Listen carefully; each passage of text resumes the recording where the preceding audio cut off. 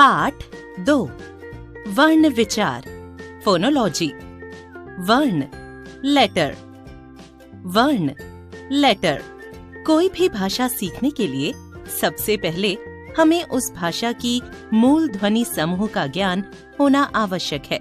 मूल ध्वनि समूह को प्रायः अक्षर या वर्ण कहा जाता है। किसी भी भाषा के अक्षरों को सीखे बगैर उस भाषा का ज्ञान प्राप्त नहीं किया जा सकता। खरगोश तेज दौड़ता है, राम ने रावण का वध किया। इन दोनों वाक्यों में क्रमशः 4 और 6 शब्द हैं। शब्द का उच्चारण करते समय हमें कुछ खास ध्वनियों का बोध होता है। इस प्रकार ऊपर दिए वाक्यों को पढ़ते समय हमारे मुख से कुछ विशेष ध्वनि समूह निकलते हैं। ऊपर दिए दोनों वाक्यों में प्रयुक्त ध्वनियां इस प्रकार हैं। पहला वाक्य खरगोश। ख जमा अ जमा र जमा अ जमा ग जमा ओ जमा श जमा अ 8 ध्वनियां। तेज त जमा ए जमा ज जमा अ 4 ध्वनियां। दौड़ता द जमा ओ जमा ड़ जमा अ जमा त जमा आ 6 ध्वनियां। है ह जमा अ 2 ध्वनियां। दूसरा वाक्य राम। र जमा आ जमा म जमा अ 4 ध्वनियां। ने न जमा ए 2 ध्वनियां। रावण। र जमा आ जमा व जमा अ जमा उण जमा अ 6 ध्वनियां। का क जमा आ 2 ध्वनियां। वध। व जमा अ जमा ध जमा अ 4 ध्वनियां। किया। क जमा इ जमा य जमा आ 4 ध्वनियां। इन ध्वनियों को और छोटा नहीं किया जा सकता। ये ध्वनियां ही वर्ण कहलाती हैं। वर्ण भाषा की वह मूल ध्वनि है जिसके और खंड या टुकड़े नहीं किए जा सकते, जैसे अ, आ, क, च आदि। यह भी जाने, वर्ण भाषा की सबसे छोटी इकाई है। अ को छोड़कर हर वर्ण का एक निश्चित चिन्ह होता है। विभिन्न वर्णों के मेल से ही शब्द बनते हैं। वर्णमाला अल्फाबेट।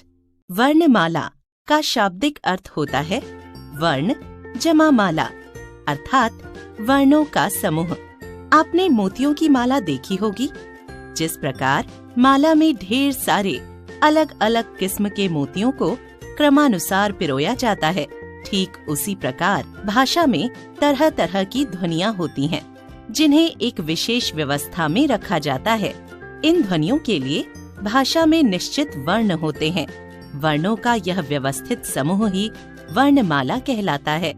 वर्णों के क्रमबद्ध समूह को वर्णमाला कहते हैं। हिंदी वर्णमाला में कुल 52 वर्ण होते हैं। यह वर्णमाला इस प्रकार है। स्वर अ, आ, इ, ई, ओ, ऊ, ऋ, ए, ऐ, ओ, औ बराबर 11। व्यंजन क, ख, ग, घ, अण का वर्ग बराबर 5। च, छ, ज, झ, इय च वर्ग बराबर 5। त, थ, ड, ध, उण ट वर्ग बराबर 5। त, थ, द, ध, न त वर्ग बराबर 5। प, ह, ब, भ, म प वर्ग बराबर 5। स्पर्श व्यंजन य, र, ल, व बराबर 4। अंतस्थ व्यंजन श, श, स, ह बराबर 4। ऊष्म व्यंजन क्ष, त्र, ज्ञ, श्र बराबर 4। संयुक्त व्यंजन ड़, ढ़ बराबर 2। अतिरिक्त व्यंजन अंग, आहा बराबर 2। अयोग वह औ, ज, फ बराबर 3। आगत व्यंजन वर्ण के भेद काइंड्स ऑफ लेटर्स। उच्चारण और प्रयोग के आधार पर वर्णों के दो भेद माने गए हैं, एक स्वर तथा दो व्यंजन स्वर वॉवल्स। जिन वर्णों का उच्चारण स्वतंत्र रूप से अर्थात बिना किसी अन्य ध्वनि की सहायता से होता है वे स्वर कहलाते हैं, जैसे अ, इ, ओ, ए आदि। स्वर ध्वनियों के उच्चारण के समय वायु मुख विवर से बिना किसी अवरोध अथवा रुकावट के बाहर निकलती है। हिंदी भाषा में कुल 11 स्वर हैं। स्वर के भेद काइंड्स ऑफ वॉवल्स। स्वर के 3 भेद होते हैं, एक ह्रस्व स्वर, 2 दीर्घ स्वर, 3 प्लुत स्वर। एक ह्रस्व स्वर शॉर्ट वॉवल्स। जिन स्वरों के उच्चारण में कम से कम समय लगता है उन्हें ह्रस्व स्वर अथवा मूल स्वर कहते हैं। इनकी संख्या 4 है, अ, इ, ओ, ऋ। 2 दीर्घ स्वर लॉन्ग वॉवल्स। जिन स्वरों के उच्चारण में ह्रस्व स्वर से 2 गुना समय लगता है वे दीर्घ स्वर कहलाते हैं। इनकी संख्या 7 है, आ, ई, उ, ए, आय, ओ, आओ।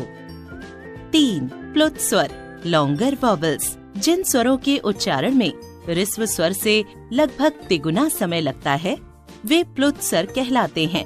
प्लुत स्वरों को प्रायः बुलाने के लिए प्रयोग किया जाता है।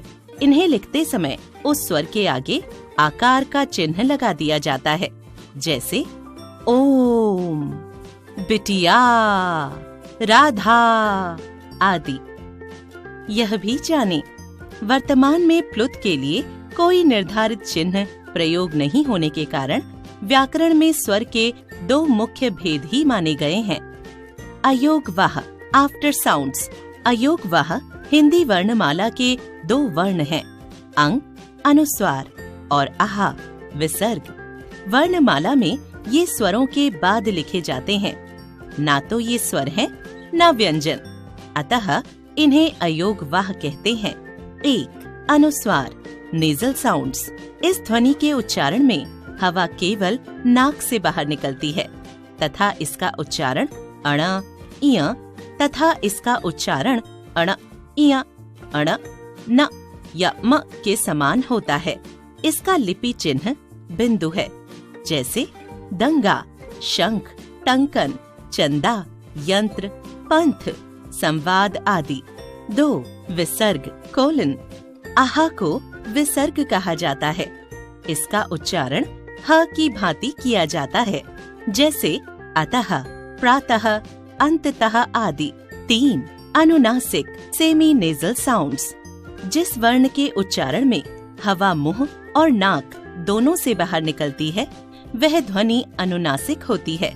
इसमें स्वर के ऊपर चंद्र बिंदु लगाया जाता है, जैसे गांव, चांद, सांप आदि। स्वर की मात्राएं साइंस ऑफ वॉवल्स। जब स्वर के साथ कोई व्यंजन बोला या लिखा जाता है तो स्वर मूल रूप में नहीं लिखा जाता, बल्कि उसके लिए निश्चित चिन्ह व्यंजन में जोड़ दिए जाते हैं। इन चिन्हों को मात्रा कहा जाता है, जो इस प्रकार हैं। वर्ण, स्वर, मात्रा, मात्रा युक्त शब्द। स्पष्टीकरण, अ नहीं होती, अमर, अ जमा म जमा अ जमा र जमा अ। आ की मात्रा, काका, क जमा आ जमा क जमा आ। इ की मात्रा, बनिया, ब जमा अ जमा न जमा इ जमा य जमा आ।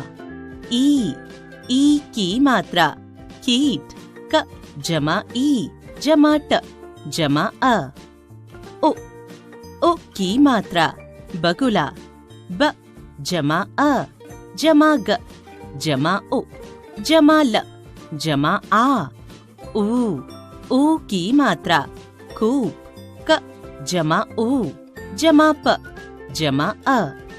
ऋ की मात्रा, कृश, क जमा ऋ जमा श जमा अ। ए की मात्रा, बसेरा, ब जमा अ जमा स जमा ए जमा र जमा आ। आय की मात्रा कैसा, क जमा ए जमा स जमा आ। ओ की मात्रा कोट, क जमा ओ जमा ट जमा अ। आओ की मात्रा कौन, क जमा औ जमा न जमा अ। यह भी जाने, देवनागरी लिपि ध्वन्यात्मक लिपि नहीं बल्कि अक्षरात्मक या वर्णात्मक लिपि है। आ स्वर की मात्रा नहीं होती है, सभी व्यंजन इसे मिलाकर ही लिखे जाते हैं। आ रहित व्यंजन लिखने के लिए व्यंजन के नीचे हलंत लगाया जाता है, जैसे च, ट, फ, व आदि। उ और ऊ स्वरों की मात्राएं र के मध्य में लगाई जाती हैं, जैसे रुपया, रूठा आदि।